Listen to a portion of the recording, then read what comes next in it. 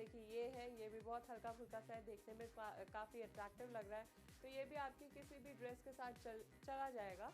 उसके अलावा यहाँ पर मैं देखती हूँ कि हाथ में पहनने के लिए यहाँ पर कुछ अट्रैक्टिव सी चीज़ें हैं। नॉर्मली अगर हम चाहें तो इसे किसी भी ड्रेस के साथ कंबाइन कर सकते हैं, बहुत खूबसूरत से लग रहा है यहाँ पर हाथों में पहनने के लिए। बीड्स में भी है यहाँ पर, आप देख सकते हैं, और वुडन मोती में भी यहाँ पर अवेलेबल है, जो कि बहुत खूबसूरत लग रहे हैं। डिफरेंट स्टाइल्स अवेलेबल हैं और ड्रेस के साथ मैच करना इस तरह की नॉर्मल सी चीज़ें, वैसे भी यंगस्टर्स जो हैं वो क्रेजी रहते हैं इन सब चीज़ों के लिए। तो आप अगर इस तरह की चीज़ें पहनना पसंद करते हैं तो ज़रूर पहनिए, क्योंकि यहाँ पर बहुत सारी स्टाइलिंग अवेलेबल है। और आजकल एक और नया मैं आपको टिप देती हूँ, जो कि यंगस्टर्स सबसे ज़्यादा कैरी करते हैं, वो करते हैं अगर आपने 2 कलर्स के, जैसे कि मैंने कुछ मैच करके पहन रखा है रेड और ग्रीन में, तो आप खूब सारे रेड और ग्रीन में अपने हाथों में ब्रेसलेट्स पहन सकते हैं, इतना कड़ा बना सकते हैं इन सब चीज़ों का, जो कि बहुत अट्रैक्टिव लगेगा। तो इस तरह की चीज़ें जो हैं आप पहन सकते हैं। बहुत सारे कलर्स हैं, बहुत सारी वैरायटी है, सिल्वर में, गोल्डन में। और आजकल वैसे मैं आपको बताना चाहूँगी कि आजकल जो है ब्राइट कलर्स, वाइब्रेंट कलर्स बहुत इन है, तो जैसे कि कॉपर है, गोल्डन है, सिल्वर है, इस तरह के कलर्स बहुत इन है। तो आप जितना प्रेफर करें उतना पहन सकते हैं, बहुत सारी वैरायटी है यहाँ पर, आप खरीद सकते हैं। जाने से पहले इतना ज़रूर कहना चाहूँगी कि आजकल जो है यंगस्टर्स में ट्रेंड चला हुआ है अलग अलग कलर्स को कंबाइन करके पहनने का। तो अगर आप चाहें तो बहुत सारी चीज़ें एक साथ अपने हाथों में पहन सकते हैं, ये भी एक स्टाइल स्टेटमेंट है। मधु जी, जाने से पहले आपका शुक्रिया अदा करना चाहूँगी, आपने अपनी शॉप में इतनी सारी वैरायटी हमें दिखाई, एंड आई होप कि व्यूअर्स को भी बहुत पसंद आई होगी। आपका बहुत बहुत शुक्रिया। सो फ्रेंड्स, आज के लिए बस इतना ही। अगले एपिसोड में आपसे फिर होगी मुलाकात, करेंगे बहुत सारी शॉपिंग। तब तक के लिए अपनी दोस्त यामिनी को दीजिए इजाजत।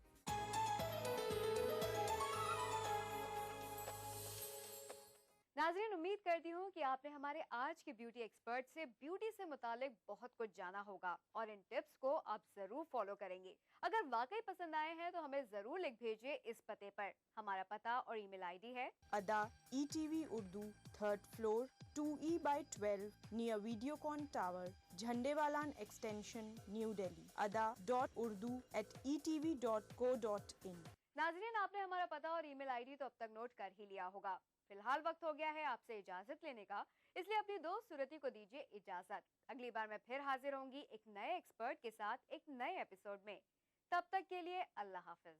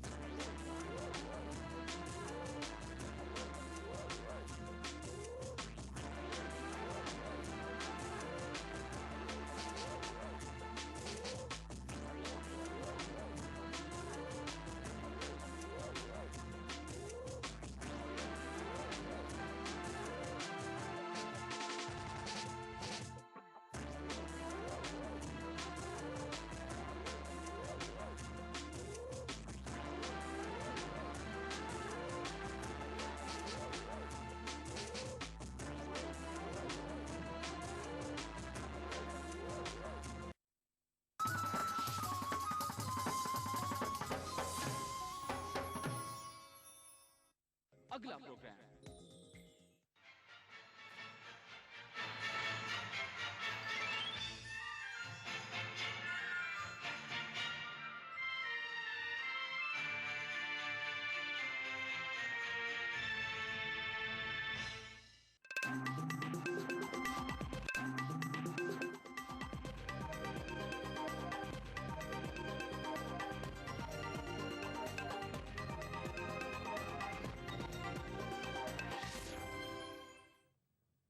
आदाब, ETV उर्दू न्यूज में आपका खैर मकदम है और आप देख रहे हैं खबरनामा। सबसे पहले नजर सुर्खियों पर।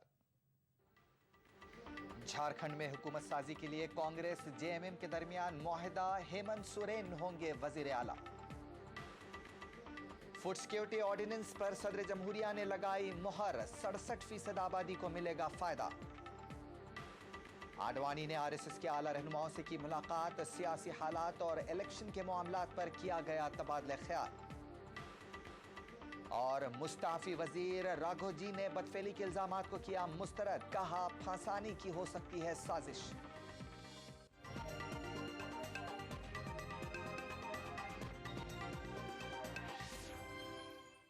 और अब खबरें तफसील के साथ। झारखंड में हुकूमत साजी के लिए कांग्रेस और जेएमएम के बीच समझौता हो गया है। हेमंत सोरेन ने झारखंड उमूर के इंचार्ज बीके हरिप्रसाद से मुलाकात के बाद सौदे का ऐलान किया। हेमंत सोरेन रियासत के नए वजीर आला होंगे। माना जा रहा है कि कांग्रेस ने इस समझौते के जरिए बड़ा हाथ मारा है। आइंदा इंतखाबात में इस सौदे के तहत वो 10 हलकों पर अपने उम्मीदवार खड़े कर सकेगी। हेमंत सोरेन के मुताबिक दोनों जमातों का इत्तेहाद झारखंड तक महदूद नहीं रहेगा, बल्कि आइंदा आम इंतखाबात में दोनों जमातें मगरबी बंगाल, उड़ीसा, बिहार और छत्तीसगढ़ में मिलकर लड़ेंगी। आज उन्होंने हमें यह आश्वासन दिया है कि अगर झारखंड मुक्ति मोर्चा राज्य में सरकार बनाना चाहती है तो इसमें कांग्रेस समर्थन करेगी और साथ में और भी सहयोगी दल आरजेडी के लोग भी इसमें आएंगे, निर्दलीय साथी भी इस पे सहयोग करेंगे।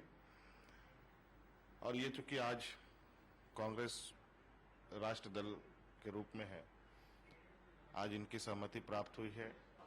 एक नई पहल हुई है। जहां तक मेरी जानकारी है, झारखंड विधानसभा के अभी 3.5 साल बचे हैं, तो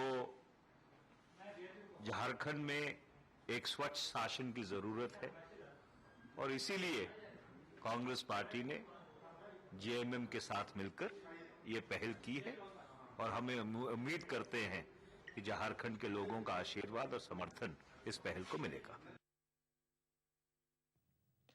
फूड सिक्योरिटी बिल पर ऑर्डिनेंस को सदर जमहूरिया प्रणब मुखर्जी ने हरी झंडी दिखा दी है। उन्होंने आज इस पर दस्तखत कर दिए हैं। 2 दिन कबल ही मरकजी काबिना ऑर्डिनेंस को मंजूरी दी थी। इसके तहत मुल्क की 67% आबादी को 1 से 3 रुपए में हर माह 5 किलो अनाज और दाल फराहम करने की तजवीज़ है। एक अंदाजे के मुताबिक इससे सरकारी खजाने पर सालाना 1,25,000 करोड़ रुपए का इजाफी बार पड़ेगा। मानसून इजलास में पार्लियामेंट की मंजूरी के लिए बिल लाया जाएगा। फूड सिक्योरिटी बिल पर ऑर्डिनेंस लाने के हुकूमत के फैसले की अपोजिशन और बाहर से मनमोहन हुकूमत की तायद कर रही समाजवादी पार्टी ने सख्त नुक्ताचीनी की है।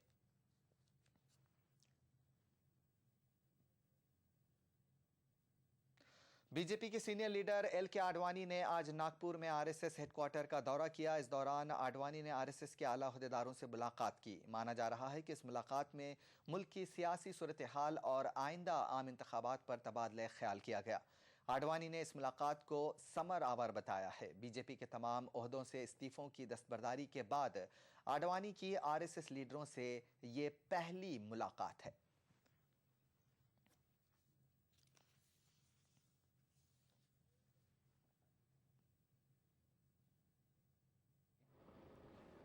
जब लगातार 5-6 विधानसभाओं के चुनाव होने वाले हैं और लोकसभा का चुनाव होने वाला है, हम उनमें परिवर्तन लाकर के देश को सही दिशा में ले जाने में समर्थ होंगे।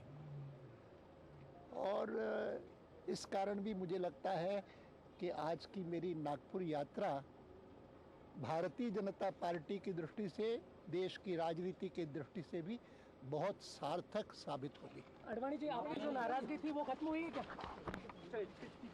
पीछे पीछे गायब कर सकता है। अब देखती हूँ तो सोचती हूँ ये मैं ही थी।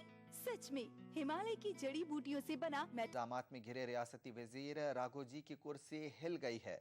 उन्हें इस्तीफा देना पड़ा है। हालांकि राघोजी ने जिनसी बदफेली के इल्जाम को सिरे से खारिज कर दिया है। राघोजी ने इस सीडी के पीछे सियासी साजिश का अंदेशा जाहिर किया है। 79 साल बुजुर्ग लीडर राघव जी को उम्र के इस पड़ाव में इल्जाम का सामना भी हुआ तो नौकर के साथ जिनसी बदफेली का। 10 साल तक मुसलसल रियासत का बजट पेश करने का रिकॉर्ड अपने नाम रखने वाले राघव जी का नाम आज सबकी जुबान पर है, लेकिन इसकी वजह कुछ और है। अपने जो गोपनीय मतलब गुप्त जो मतलब मालिश कराना शुरू कर दिया तेल से, बोरोप्लस से, और मेरे साथ उन्होंने सेक्स भी किया। और उसके बाद उन्होंने मेरे ऊपर शादी का प्रेशर भी बनाया, शादी कर लीजिए, हम आपका पूरी शादी खर्च उठाएंगे। और इसी के साथ साथ शेर सिंह चौहान ने भी किया। शेर सिंह चौहान का जो साला सुरेश चौहान है, उसने मेरे साथ सेक्स किया और शेर सिंह चौहान ने भी सेक्स किया। हालांकि वो नौकर के साथ जिनसी बदफेली के इल्जाम को सिरे से खारिज कर रहे हैं। उन्हें इस मामले में साजिश का शक है कि आप अपना त्याग पत्र दे दें और फैक्स से भिजवा दें। मैंने तुरंत फैक्स से वो त्याग पत्र भिजवा दिया है। उन्होंने कहा बाद में मैं लौट कर आपसे बात करूंगा। आपने पूछा नहीं सर कि क्यों त्याग पत्र मांगा? कोई जरूरत नहीं समझी गई मेरे को, कि मुख्यमंत्री ने कहा कि हमने सोच विचार कर आपसे कह रहे हैं कि हमारे यहाँ राजकुमार दानी नाम का कोई नौकर नहीं था। हमारे जिले का एक लड़का है, वो हमारे यहाँ, उसको कहीं कमरा नहीं मिल रहा था तो हमारे यहाँ रहता था। कितने दिन से रह रहा था सर आपके पास? वो तो कई साल से रहा। क्या बहुत गंभीर आरोप लगाए आप पे सोडोमी के। मुझे नहीं मालूम, गलत है अगर ऐसा लगाया तो। जबकि कांग्रेस ने इल्जामात में घिरे साबिक वजीर राघव जी पर मुकदमा चलाने का मुतालबा किया है। कांग्रेस ने वजीर आला से सवाल किया है कि वो आवाम को साबिक वजीर के इस्तीफे की वजूहात बताएं। हम लोगों की जानकारी में है कि राजकुमार डांगी नाम के किसी नौजवान ने इनकी शिकायत की है, तो इन पर मुकदमा दर्ज होना चाहिए। और जैसे साधारण लोगों पर केस चलता है, उन्हें न्यायिक प्रक्रिया से गुजरना पड़ता है, इन्हें भी न्यायिक प्रक्रिया से गुजरना चाहिए। पुलिस को दी गई सीडी के बारे में नौकर का दावा है कि उसे दूसरे नौकर ने तैयार किया है। अब राघव जी के इस्तीफे पर मचे बवाल का जवाब वजीर आला शिवराज सिंह चौहान क्या देंगे, इसका इंतजार है। Bureau report, ETV news. इंतखाबी इस्लाहात वक्त का तकाजा है। इलेक्शन कमीशन इस सिमत में पेशरफ भी कर रहा है। इसी बीच आज मफाद आमा की एक अजदाश्त पर सुप्रीम कोर्ट के मुशाहिदे को भी इंतखाबी इस्लाहात की सिमत अहम कदम माना जा सकता है। अदालत ने इंतखाबी मंशूर में मुख्तलिफ अशिया की मुफ्त तकसीम के वादे को इंतखाबी अमल को परागंदा करने वाला बताया है। अदालत ने इसकी तंजीम की ज़रूरत पर भी जोर दिया है।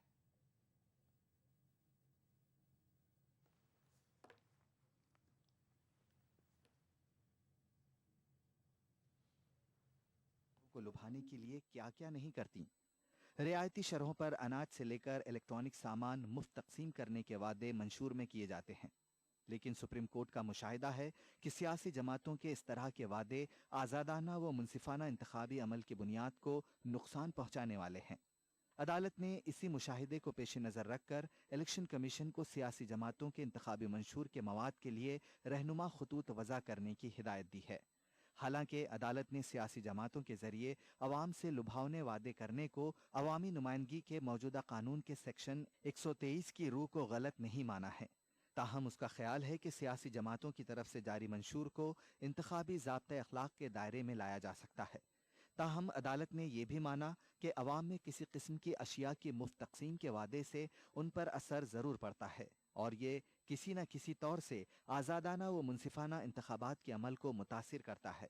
मफाद आमा की अजदाश्त पर समात करते हुए अदालत ने कहा कि इंतखाबी मंशूर के मशमूलात के हवाले से कोई कानून वज़ा नहीं किया गया है, लिहाजा अदालत ने इलेक्शन कमीशन को तमाम कौमी जमातों से इस ज़िम्मे में तबादले ख्याल करके रहनुमा खतूत वज़ा करने की हिदायत दी है।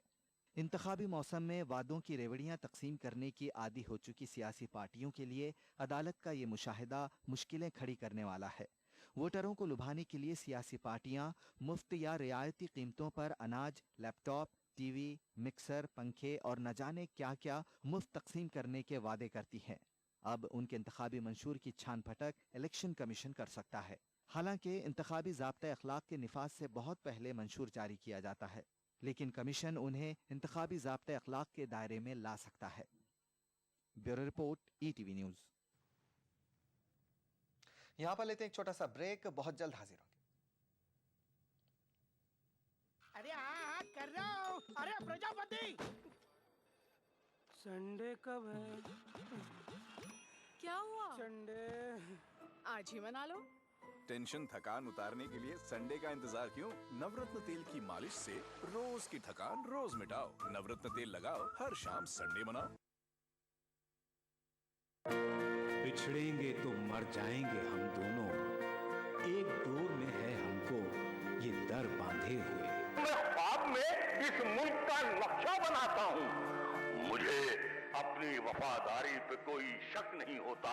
मैं खूने दिल मिला देता हूँ जब झंडा बनाता हूँ। हिंदू और मुस्लिम मुल्क की दो आंखें हैं। अपने मुल्क की तरक्की और खुशहाली का काम हिंदू और मुस्लिम एकता के जरिए किया जा सकता है। मजहब नहीं सिखाता आपस में बैर रखना। हिंदी हैं हम, वतन है हिंदुस्तान हमारा।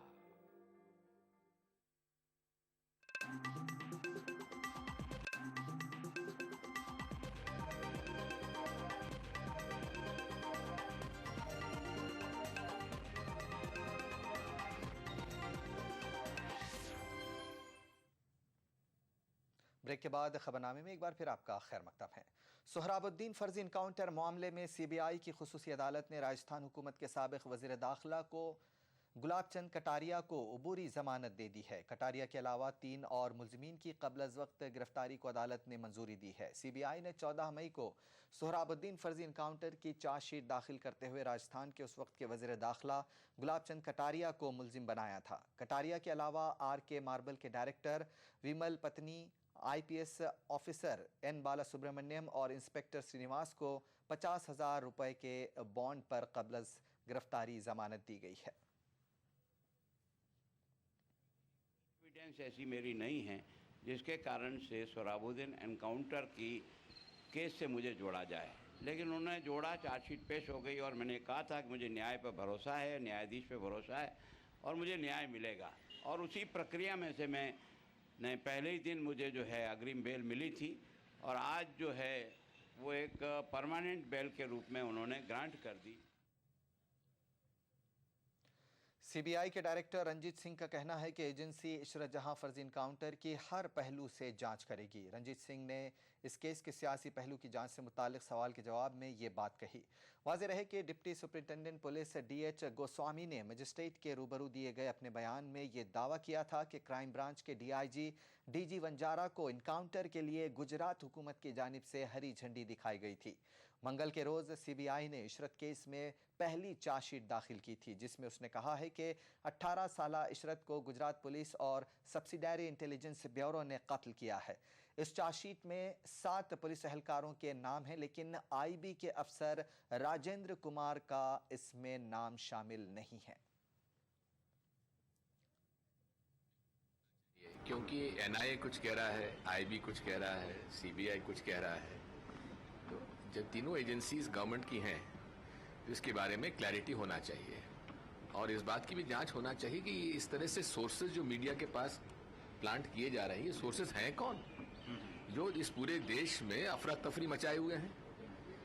एक कुछ कह रहा है, एक कुछ कह रहा है और होड़ लगी हुई ब्रेकिंग न्यूज में अलग अलग चैनल की, और इसमें विश्वसनीयता, सरकार की विश्वसनीयता और एजेंसीज की विश्वसनीयता भी कसौटी पर है।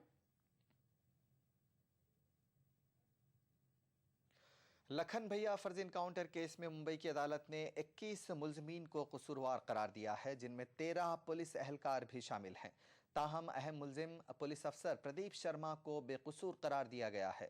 छोटा राजन गिरोह के गुर्गे और पेशे से बिल्डर राम नारायण विष्णु गुप्ता उर्फ लखन भैया को 11 नवंबर सन 2006 को फर्जी इनकाउंटर में हलाक कर दिया गया था। ये वारदात वाशी के वर्सुआ में अंजाम दी गई थी। मकतूल के भाई का कहना है कि वो इस मामले में हाई कोर्ट जाएंगे।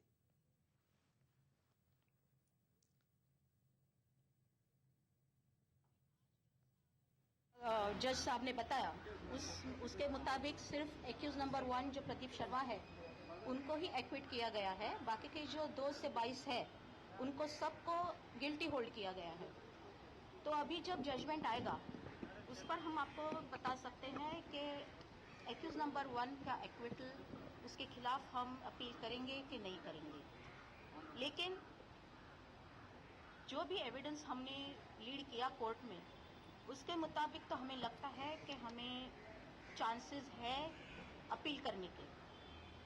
तो इसलिए इतना ही कह सकूंगी आज कि हाँ, एक का जो एक्विटल है उसके खिलाफ हम अपील करेंगे।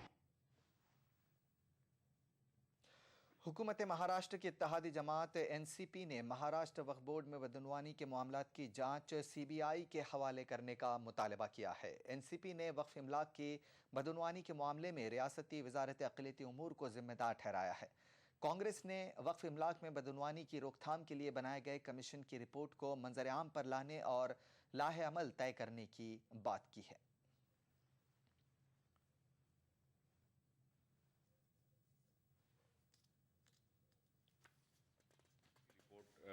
कुछ दिन पहले ही डिपार्टमेंट को मिली है और उसकी डिपार्टमेंट एटीआर उसका तैयार कर रहा है।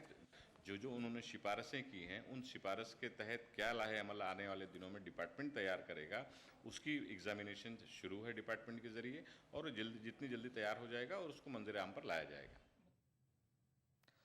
तेलंगाना राष्ट्र समिति के माइनॉरिटी सेल के सदर और एमएलसी महमूद अली ने तेलंगाना से मुताल्लिक़ कांग्रेस के लीडरों के बयानात को तेलंगाना के अवाम के साथ धोखाधही के मुतरादिफ करार दिया है। महमूद अली का मानना है कि कांग्रेस आने वाले पंचायत इलेक्शन में फ़ायदा हासिल करने के लिए इस किस्म की बयानबाजी कर रही है।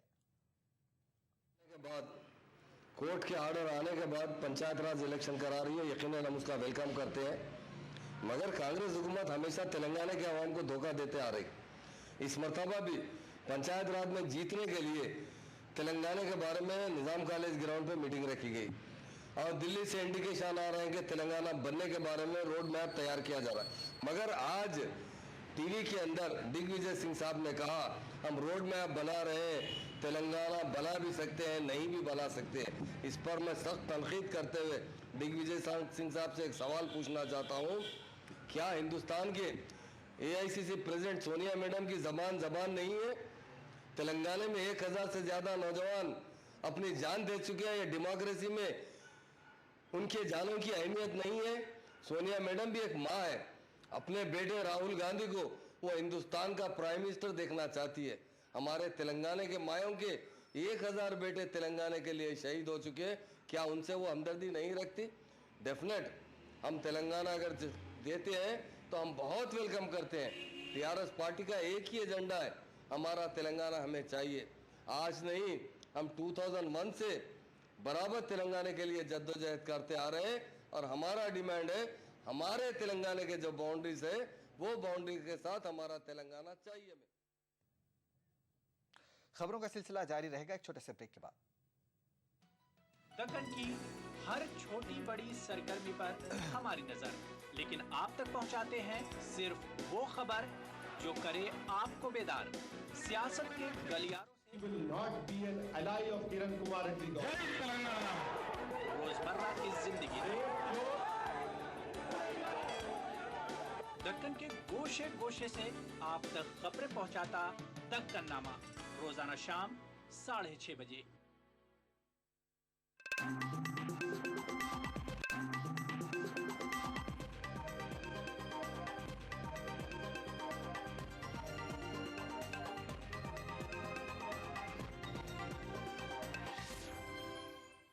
खबरनामे में एक बार फिर आपका खैर मकदम है।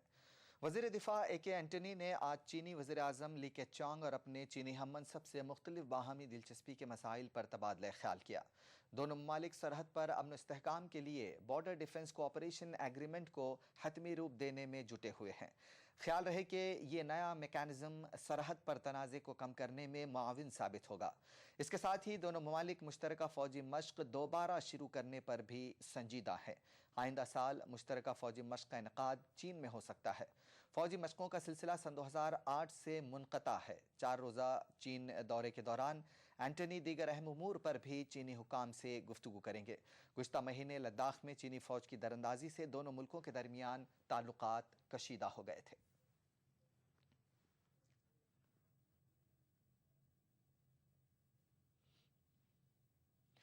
चीनी मेजर के बयान पर मुख्तलिफ हलकों से इस तरह का रद्द-ए-अमल जाहिर किया गया है। लो यान जिनका कमेंट्स आपने देखा कल, उनका कमेंट्स मुझे नहीं लग रहा है कि कुछ ज़्यादा फ़र्क पड़ेगा। दोनों देश के जो रक्षा मंत्री के बीच में जो डिस्कशन होगी उसके ऊपर मुझे नहीं लग रहा है कि इतना इम्पैक्ट होगी, क्योंकि ये चीन ने अभी आजकल बहुत सारे लोग खुला डिस्कस कर रहे हैं सारा। तो कुछ लोग जो है वो वियतनाम के बारे में, जापान के बारे में, फिलीपींस के बारे में कि युद्ध करना चाहिए चीन ने, वैसे उन्होंने प्रेस स्टेटमेंट्स दे चुके हैं अभी तक। तो मुझे नहीं लग रहा है कि लो युआन का असर पड़ेगी इस दौरान के ऊपर। चीन का जो हमारा भारत को एक चेतावनी देना या एक उनको एक इंटीग्रेट करना, ये गलत बात है। क्योंकि सबसे पहले तो मैं यही कहूँगा कि अरुणाचल का जो इतिहास है, ये हमारा भारत के जो उस समय के जो हमारे अहोम राजा थे, उनके साथ हमारा संपर्क होती थी। लेकिन चीन के साथ हमारा कभी रिश्ता भी नहीं होता था, ना हमारा भाषा एक है, ना हमारा लुक्स एक है, वो कम्प्लीटली डिफरेंट है। तो किस प्रकार से उन्होंने अरुणाचल को क्लेम की है, ये तो एक बहुत दुखित बात है। क्योंकि मुझे खेद है कि हम सोचते हैं कि भाई चीन के साथ हम अपना रिश्ता बनाएं, हम उनके साथ एक व्यापार का एक आर्थिक स्थिति को हम सुधारें, एक दो बड़े बड़े एक ताकतवर देश बने, नेशन बने। तो इससे जो एंथनी साहब के जो इस बार का जो दौरे में जो जिस प्रकार से चीन ने उनका जो कमेंट्स दिया है, ये बहुत दुखित बात है। खेद है मुझे कि हमको अभी भी ये जो हमारा समस्या अरुणाचल और जो भारत को लेते हुए चीन का साथ वो जो एक बीच में एक टकराव जैसा आ रही है, ये तो बहुत गलत बात है। बढ़ते हैं आगे। मिस्र के दारुल हुकूमत काहिरा में मुर्सी के हामियों ने नमाज जुमा के बाद बड़े पैमाने पर एहतजाज किया और फौज के खिलाफ नारेबाजी की। मुजाहिरीन पर फौज ने उस वक्त गोली चलाई जब वो रिपब्लिकन गार्ड्स क्लब की जानिब बढ़ने की कोशिश कर रहे थे। फायरिंग में 3 अफराद हलाक और कई जख्मी हो गए। वाज़ेह रहे कि रिपब्लिकन गार्ड्स क्लब में ही माज़ूल सदर मोहम्मद मुर्सी फौज की ज़ेर निगरानी है।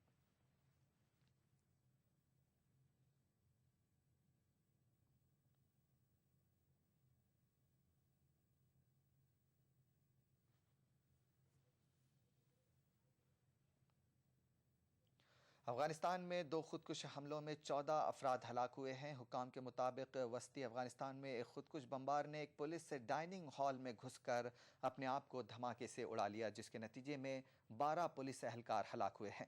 हुकाम ने कहा है कि इस बात की तहकीकात की जा रही हैं कि खुदकुश हमलावर ने डाइनिंग हॉल तक पहुँचने के लिए किस तरह 3 चेक पॉइंट पार कर लिए। इस वाक़े में दीगर 5 अफराद जख्मी भी हुए हैं। एक और वाक़े में कंधार के जनूबी सूबे में उस वक्त 2 अफराद हलाक हुए जब एक खुदकुश बमबार ने एक सरहदी चेक पॉइंट पर अपने आप को धमाके से उड़ा लिया। इस वाक़े में 8 अफराद के जख्मी होने की इत्तला है।